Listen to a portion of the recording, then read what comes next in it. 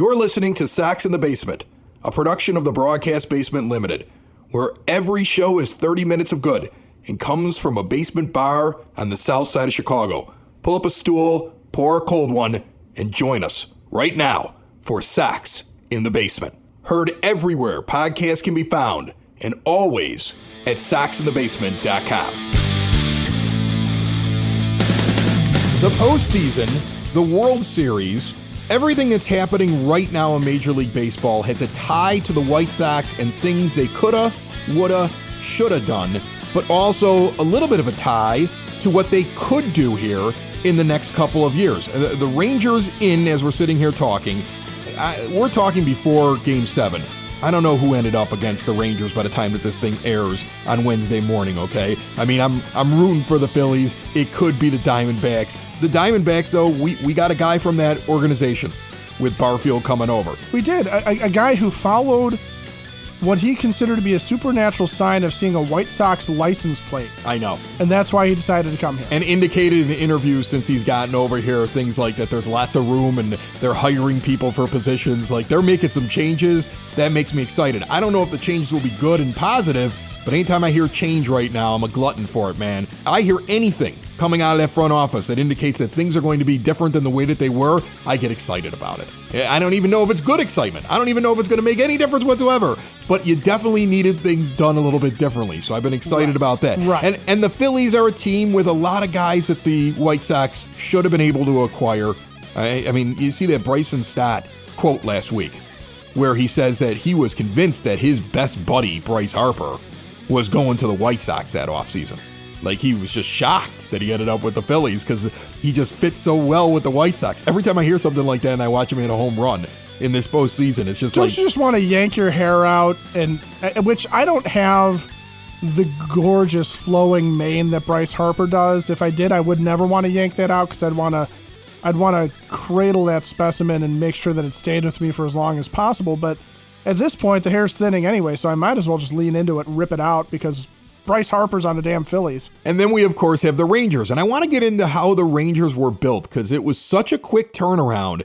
And there's a lot to be learned about what they did, how they did their business. And it shows me that the White Sox can make a quick turnaround with all that payroll flexibility that we were talking about on previous episodes over the last couple of weeks, that in 2025, going into the season, you have the ability to have so much money off the books and the ability to build this team the way you want to build it. If Chris Getz is competent, if those that he has surrounded himself with are competent, if they have a competent manager, you're going to need one of those, then you can actually be winning and going deep into the postseason as early as 2025. This episode and every episode of Sox in the Basement brought to you by Cork and Carry at the Park, 33rd and Princeton, in the shadow of the ballpark. You heard the ad at the beginning of the show.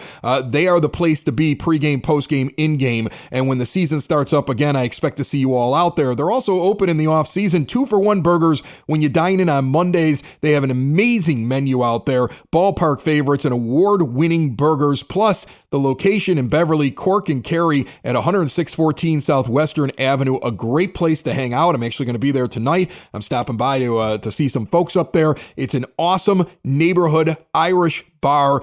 Either location, just a great place to hang out with friends and family and watch a game, whatever sport you're watching. See more at corkandcarry.com. They were a 100-loss team, 102 losses just 2 seasons ago.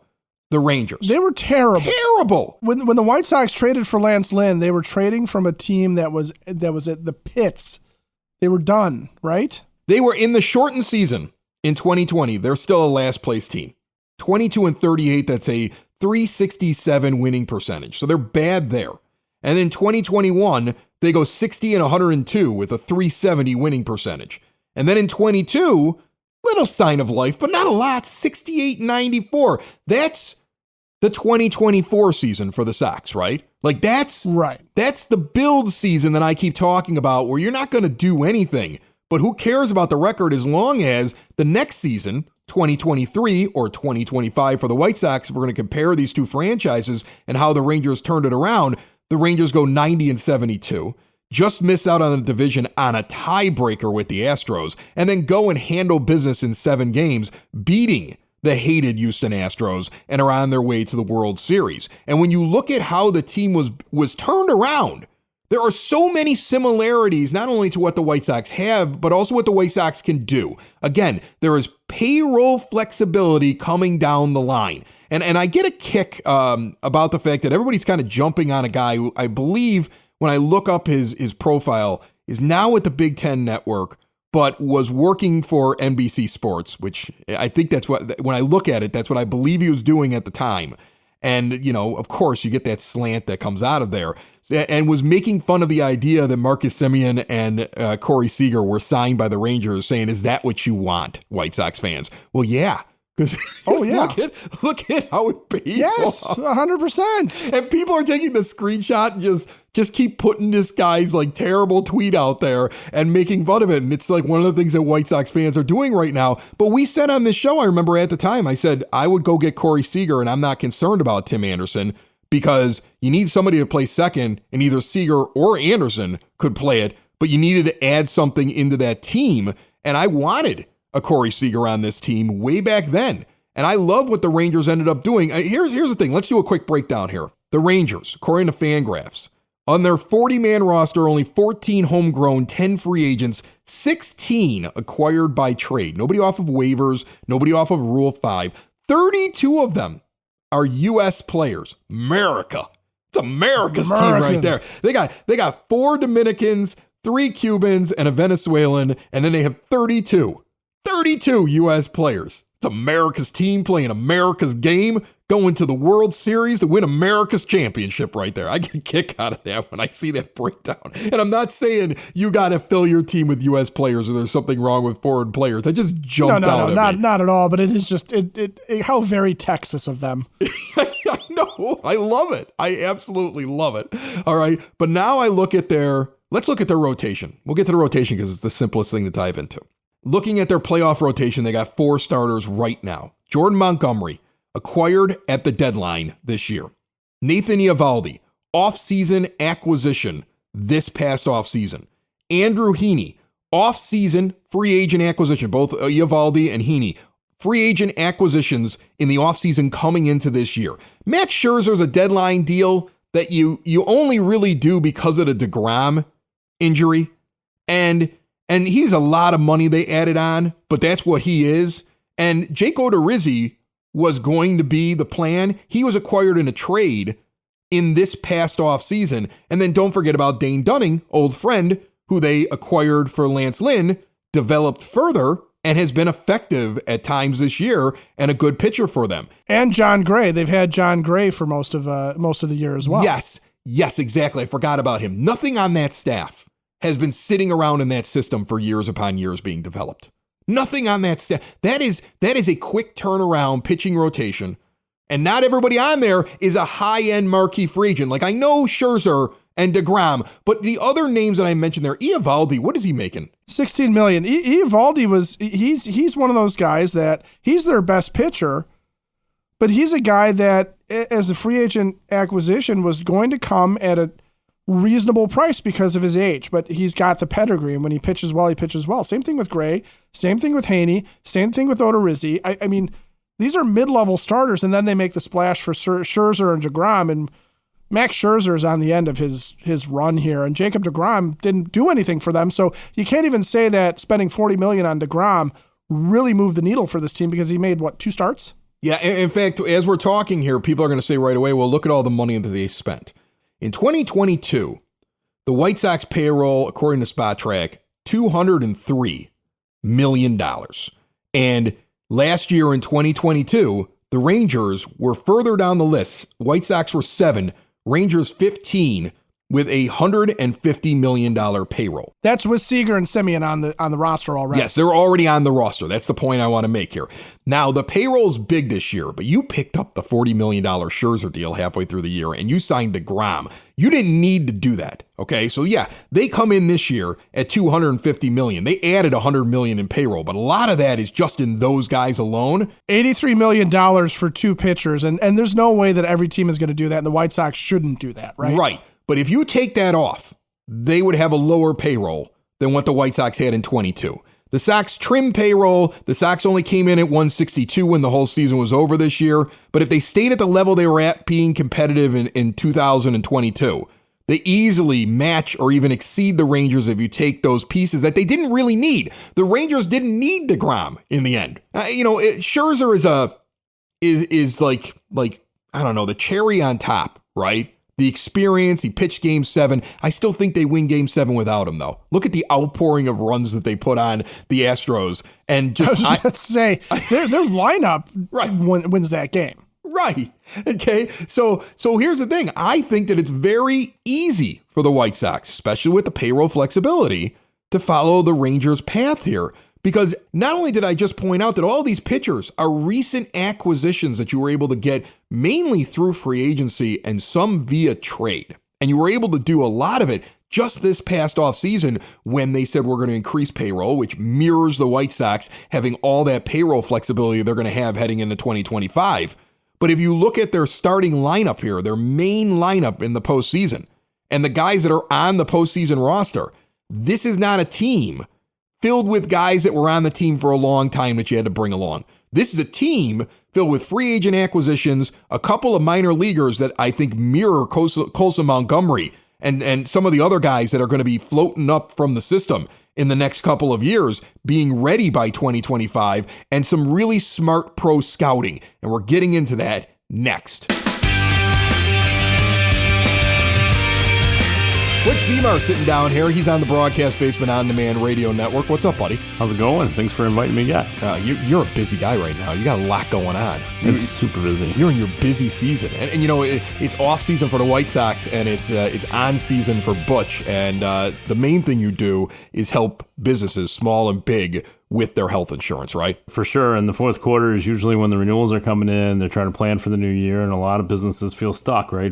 Just stuck with the renewal. They kind of blindly get spreadsheets, comparisons, and they feel like they don't know where to go. And it's usually the top three expenses on a expense sheet for a business. How does somebody get your help? 708-535-3006. And then we go through an evaluation we call the Elite Benefits Playbook. All right. And it can get started like right now? Right now is perfect, ideal. The employees are still going to have health insurance like when this is all said and done? Absolutely. All right. Butch is my guy. If you're either the owner or you're somebody that makes those financial decisions, it's a big cost for anybody that's trying to get it for employees. And yeah, you don't want to ignore that, right? 100%. All right, so let me run this down real quick, just looking off of Fangraphs and how they acquired the bulk of their lineup that's out there right now. Marcus Semien and Corey Seager both acquired in free agency in 2021. They spent money. The Adolis Garcia, I love this. Did you read about this? I had to go back and confirm some of the stuff I saw on Twitter when he was out there winning the MVP of the ALCS. Here's a guy that they purchased from St. Louis for cash in 2019. That's some pro scouting right for there. Cash. And then they actually DFA'd him at one point. Right. Because they needed to make room on their staff for pitching. And then nobody wanted him, and he stays within the Rangers. And now at 30 years old, the guy's an absolute star. He's a stud. In fact, I was comparing him last night on my couch to Bryce Harper in the way that he's got fire. He is willing his team to get up off the bench and be active and ready to fight in this entire postseason. And he's backing it up with big, giant home runs and plays the outfield.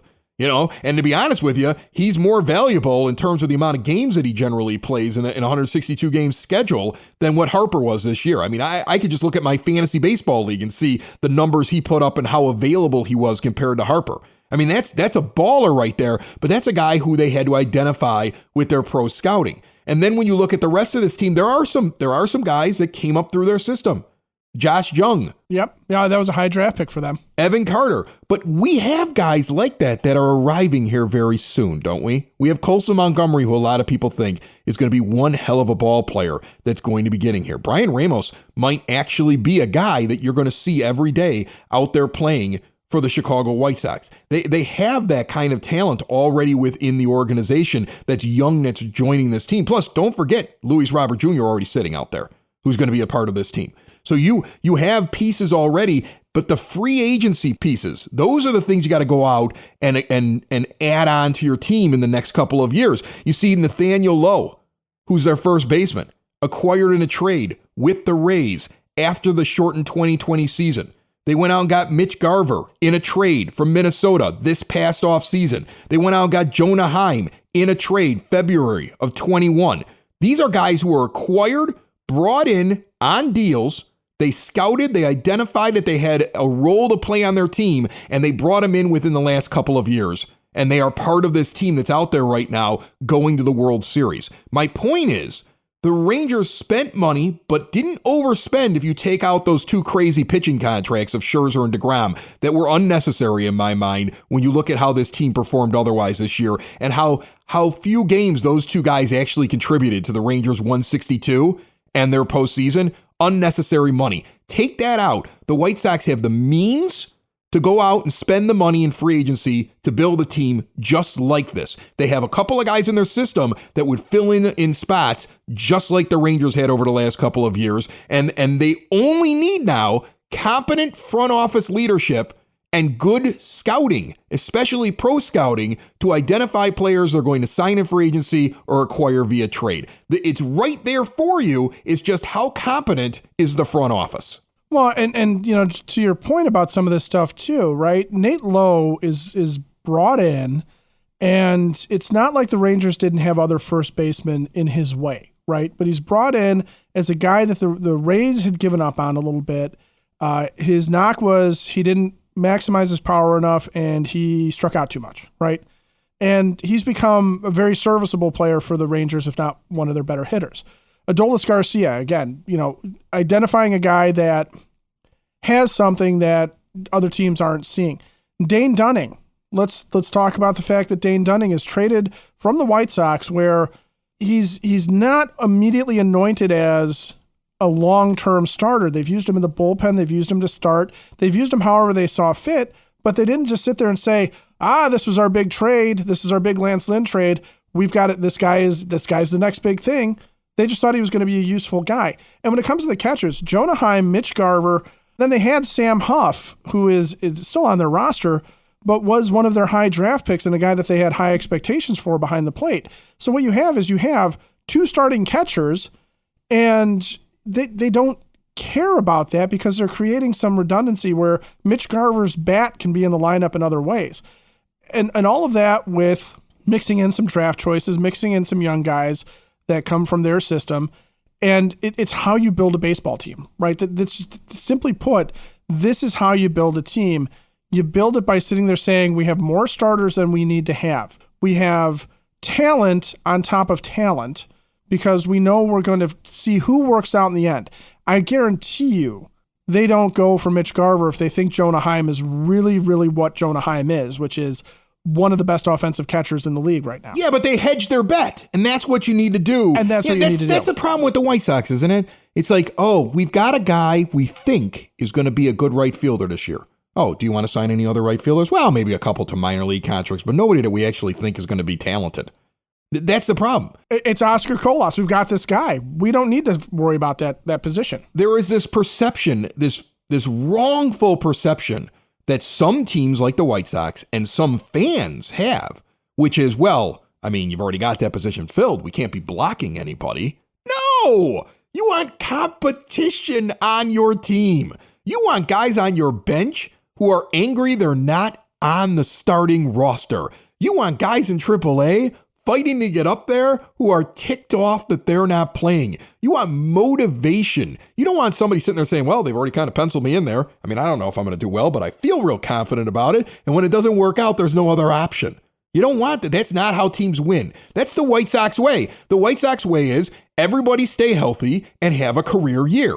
And we don't have any backup plan if somebody gets hurt or somebody doesn't perform the way that we projected them. And when they project players, at least over the last decade or so, they write down their projection. They go, well, high end, we think he's this. Low end, he's this. This is the middle. But they don't actually tell you it's the middle. They depend on the high end. Oh, absolutely. They don't even accept the fact that the guy could be the low end of their projection. They just look at that high end number and they're all in on it, right? They're like me when I'm going out and betting online. right? And don't forget the Sox in the Basement Sportsbook. Go check it out. There's all the best offers around there for wherever you are living in this country. It'll read where you're at and it'll put it up there. But they're like me when I sit there and I go, ooh, look at that. Well, this team's down by a couple of runs. Like I actually bet on the Astros in Game 7 to come back because of the amount of money I would have won on a $5 bet. I'm like, I'm putting $5 down. Yeah. I'm putting $5 down here in the 5th inning because if they come back, I'm winning 100.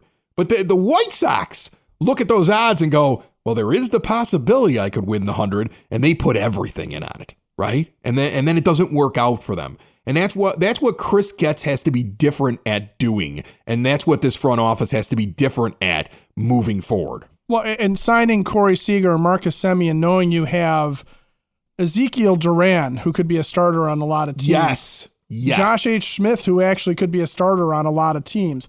Knowing that Josh Young is coming up, knowing that Justin Foscue, their top prospect, is still stuck.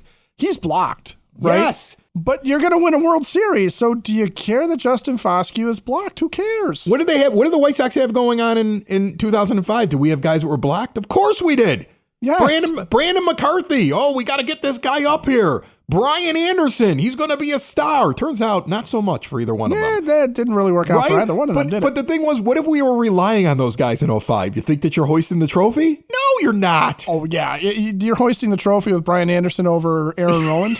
No, you're not. You're not. Brandon McCarthy comes in and does that ridiculous escape act against the Red Sox instead of El Duque? No, and none of that happens. And that's the thing. That's why you need to have competition. That's why you bring in veterans in the middle of the year, like you go out and you make a couple of deadline deals. That's why you're aggressive. You have money to spend. And that's why you have to have a deep enough farm system. You know, one of the things that the Rangers have is a philosophy when it comes to their farm system, which is different from how the White Sox have done things. We've had the guys on from Future Sox to talk about it before. And the idea of going out and drafting, a lot of times they'll go out and draft guys that are high school players that have high ceilings. And the Rangers over the last couple of years, when they said they wanted to turn it around, all they did was draft college kids. They just went and drafted college kids, and they drafted college kids that they thought were polished enough they could get to the major leagues quickly. And that's what they've done. They've gone out and they've done that, and that's another reason why they've been able to make the turnaround so quickly. But also not with the expectation that just because they were a high draft pick that they were going to be a star. Right, because that's the other thing. It doesn't matter if he's a college kid if he doesn't translate. You still have to scout and find the right college kid. And he might be a starter in college, and he might be a starter in the minor league system, but we're going to use him in the bullpen because that's where we need him, right? Exactly. That's what you have to go and do. Hailstorm Brewing Company, a place that you and I need to visit. I haven't been there with you. Yes, we do. No, I mean, seriously, we it's been a while. I'm looking at the beer menu. I was just there like 2 weeks ago to record something for Southside Pod, which is up online. There's a video of it on the Southside Pod YouTube, and then there's an audio on the Southside Pod, one of the regular podcast episodes. And they lined up like 7 beers for me, and some of them are not even on tap yet. Like they have a new Belgium ale that they're going to be bringing out. And it's like one of their original 6 that they had way back when they started the brewery. And it's spectacular, really high ABV. But I mean, it's just such a good beer. And I want to get out there and bring you out there to kind of try some of them and just have a beer day. You know, I haven't had a beer day in a while. Not since my whole world here fell apart have I had a beer day because I've been too busy raising 3 kids on my own. So I would like to have a beer day with you. We'll go to Hailstorm Brewing. We'll get some food there. The kitchen's open at 11 a.m. and goes all day long. Go over there for lunch if you want to. But I will recommend the last time I was there with my 15-year-old to go film that thing for Southside Pod, we got the spicy jerk flatbread. It is spectacular. That sounds good. It's really, really good. But they have a ton of different things that are available there. They have shareables and they have meals. So check it out. And then, of course, when you get out there, try the wide array of beers. They have something for everybody. The German alt beer that's there is not a high ABV. It's a low ABV. It's a great tasting beer. It's a seasonal, but from what I understand, still on tap. Check it all out at hailstormbrewing.com. Now, I will compare and contrast the Rangers to the Phillies because I feel like the Phillies just tried to buy their way into relevance.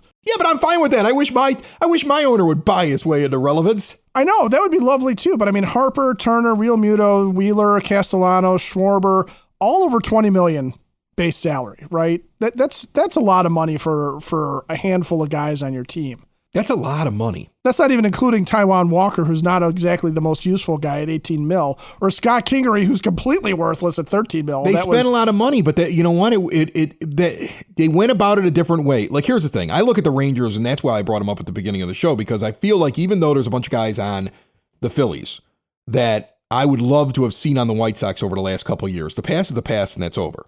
And even though we have brought over a guy from the Diamondbacks organization, and they are really good with depth. They're doing everything I want with competition. Just look at their outfield, their young outfield, and how many guys were all rated high prospects, and some of which aren't even on the team right now.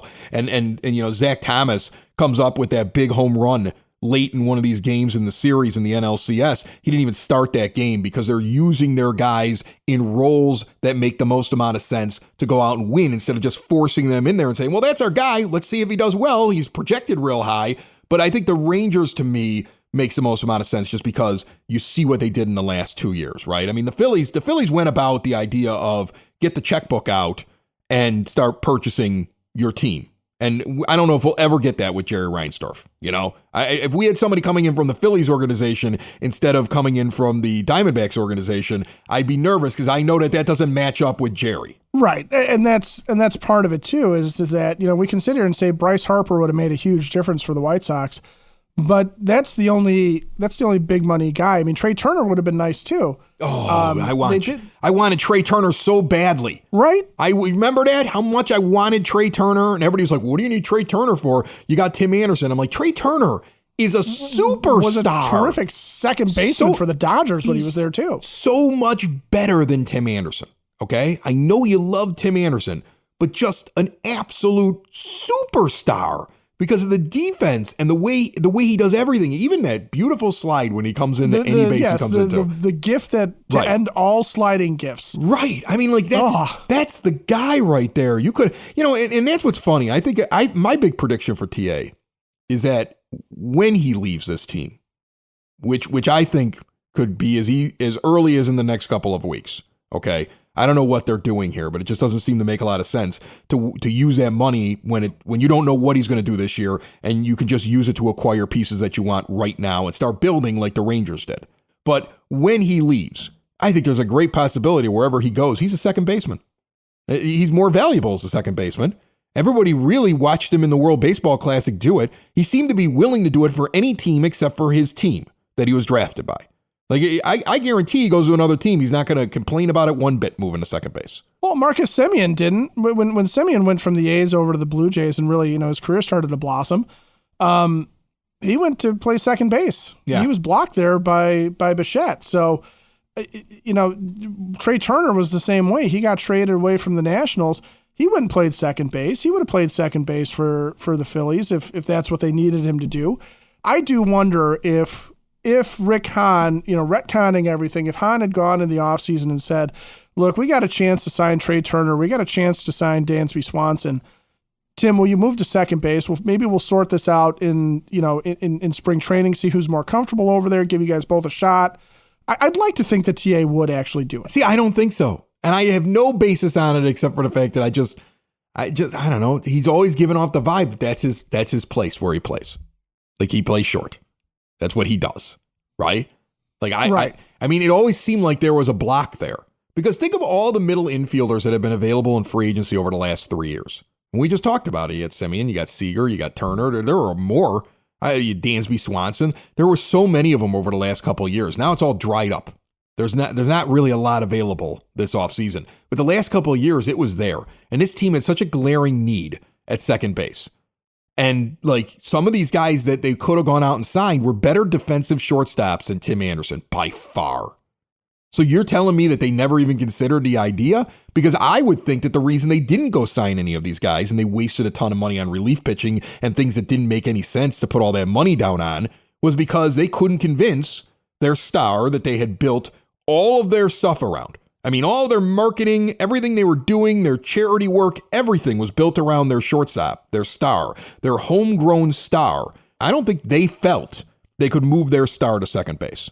And I can't imagine that there was a conversation where they sat there and they talked to him and he's like, oh yeah, of course I'll move over. Because then I think you would have had one of those guys. It would have made the most amount of sense to bring in a better defensive shortstop with that crop that was out there and knowing that Tim Anderson's contract was just going to be up in a couple of years. If you're really going for the sustained success you were talking about. But that's where Colson Montgomery comes into play, and he is going to be everything that those guys were and more.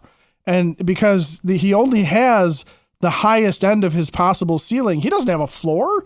He's all ceiling. He is a web slinger. He is Spider Pig. He is just stuck to the ceiling. Right, but if they were thinking that way, that's so flawed, right? Because Colson Montgomery isn't going to get here until the end of 24 and hopefully to start 25 for this team, realistically. And he could easily have become the replacement for Yoan Moncada when his option comes up at the end of 24. He could have easily moved over to second base. Tim could have moved over then if you want. Even if you would have gone out and gotten somebody like a Seager or a Swanson or something like that, there would have been no logjam whatsoever to bring in Colson Montgomery because TA's contract is running out, right? You have all these. You see, that's the thing. Like, I can sit there with my computer, with my laptop, with my tablet, with my phone, and I can sit there and I can look up the length of these contracts and when they all run out. And I can see that if you went out and you signed one of those guys that when Montgomery gets here as a rookie who hasn't proved anything yet, there's a likely spot to put him. And if there isn't, who cares? Because you want depth. I can see that there wasn't going to be a logjam there if you went out and signed one of those guys. Hahn and Williams couldn't. They couldn't get over it. And again, I don't know, but I always have just gotten the feeling that based upon the way that they were only looking at second baseman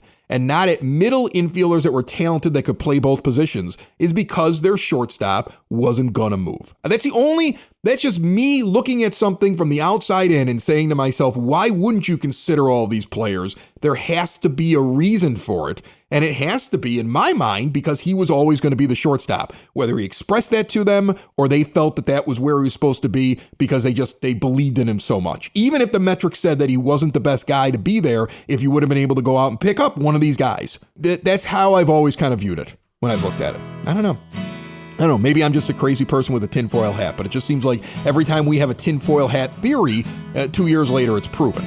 That's the beauty of podcast, Ed. Yes. You can just go back and listen to all of our tinfoil. I was about to say, right? listen to the foil. Yeah, trust the foil, people. You go listen to the things foil. like what I was saying, what I thought was going on behind the scenes inside of that place. And then it turns out it was all real. Trust our foil. Sox in the basement. Sox in the basement. Sox in the basement. Sox in the Basement. Heard everywhere podcasts can be found and always on soxinthebasement.com.